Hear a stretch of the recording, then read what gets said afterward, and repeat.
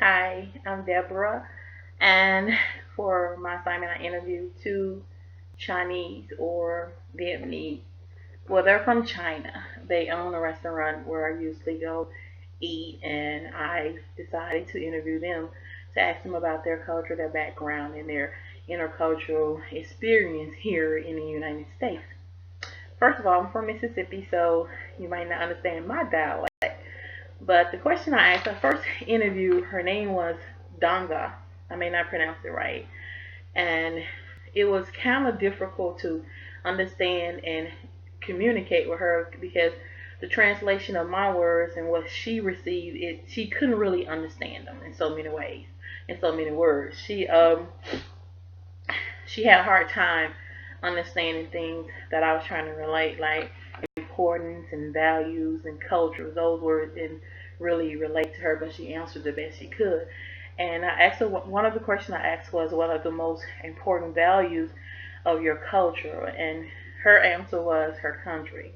That where she's from, she holds esteemed value from her place of living, her upbringing, her family, and things of that nature.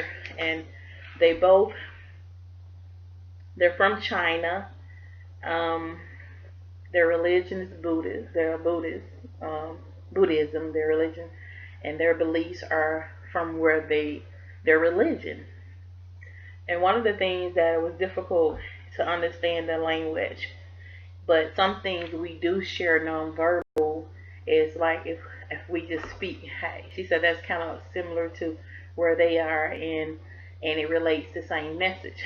But when I talked with her husband, because she wasn't really understanding what I was asking, he related to that the word, not the word, but hey, or we say hey from Mississippi, but just speaking in general, speaking, it means hello or how you doing. But with their culture, it means more like that you're friends, not like your best friend as he quoted, but it means friend. So when they speak, it's different from when we speak without just waving our hands. And one thing he did convey is that the upbringing from here, their culture's here, and I think mostly he related basically. His name was Wee. I'm thinking it was Wayne. He related most from really living from Mississippi to Arkansas to Alabama. He related different and where he resides or work or where they have their livelihood there.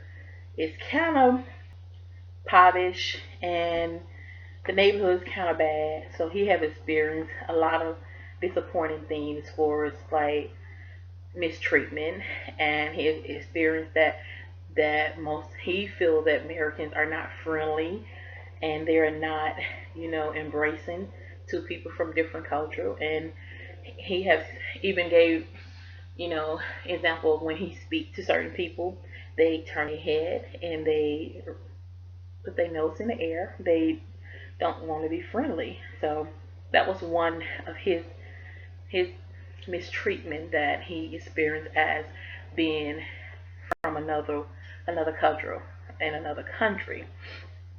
And it's also important that I asked about the importance of the practice of their culture and while adapting, it's very important that they still instill their values. His most important value is really being like the father, the breadwinner, to take care of his family. His most important value was to make sure his family was safe and make sure they was financially stable and secure. He was actually telling me about he really looking to relocate. He said he relocate. He will to Arkansas, which is probably like 20 miles from where we are, 20 to 40. And he also was thinking about relocating to Alabama because the process of where he's been from 2007 to now, he said there's been like 7,000 people to leave the area, and it's not good for his business. He's not having success with um, money, and it's very important that he's able to take care of his kids. He doesn't have them in private school. He have them in the public. He have them in private school, So their tuition is very expensive, and he's worried about not being able to securely financially secure his family, and that's one of his most important value, to make sure they are secure. And I also asked him about when we did discuss to submit the similarity in nonverbal communication, which I spoke by waving of the hand, and he said that it means that you are not only you know this person is coming, like hi mean friend, not your best friend but friend. And I spoke to him also about he has very strong um, marital marital values.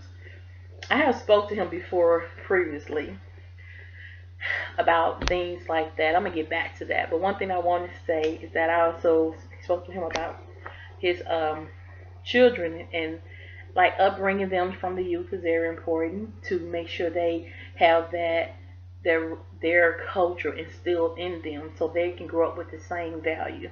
And he was saying the career wise, the teaching is different from the school setting here and the school setting in China. One thing about their family, their school, when children go to school, they don't exchange classroom. And he says like over here they exchange classroom.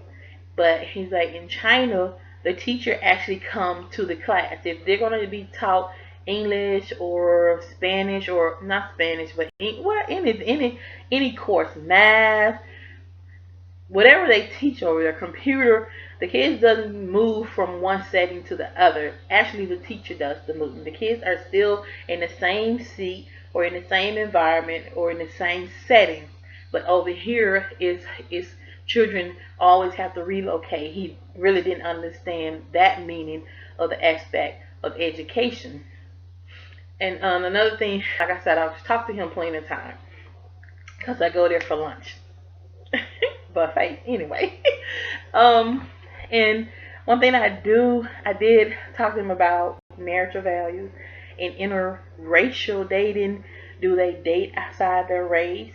And he kind of understood it, but he didn't. But when I gave him an example that me, I never dated outside my race. I only have dated people of my color. Not saying, trying to show him that it's not right or wrong, the answer that he was given, but to trust to say what you feel. And he said that they do date outside the race, and but they have to have the same value. And but one thing, I've talked to him before, and one thing I did remember from our conversations previously is that marriage is important to them. They don't like to do anything to mess up their marriage. It's vital. It's like if they're married, they're married. I don't know about the divorce system, but they're married and they want to be continue that. And one thing he has said months ago or years ago, when we talked before I even took this course, he gave an example of, you know, outside affair of cheating, what we would say infidelity or cheating on your spouse or your wife.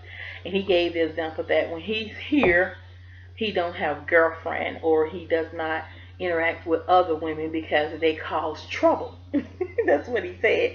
And he's like, girlfriend, big trouble. They come here, they want to start arguing, they mail in my wife, because of where he is, that's how he feels. And he said if he want to have outside relationship, what he does is when he go back home and visit his country, he go to the place where there are women, prostitution.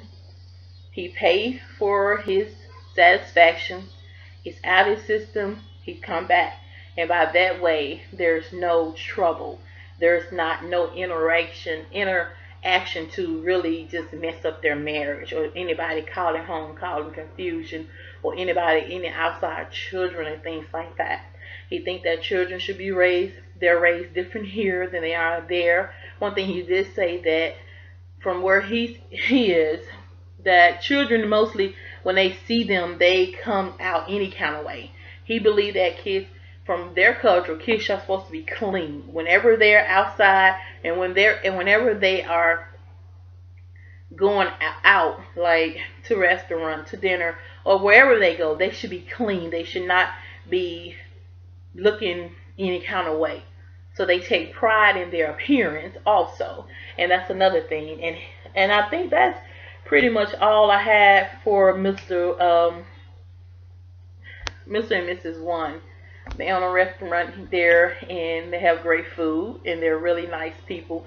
And I really think a lot of things I would ask them have to be careful because there's still a communication gap, and there's also trust issues. It's not like he kind of trusts me to convey a lot. So I have to just be careful with what I asked him, and to make sure he didn't feel threatened that I was trying to get him in trouble or just anything to make him feel that I will harm him in any way. That's all my questions, and I hope you enjoy. And once again, I'm Deborah. Have a good day. Bye.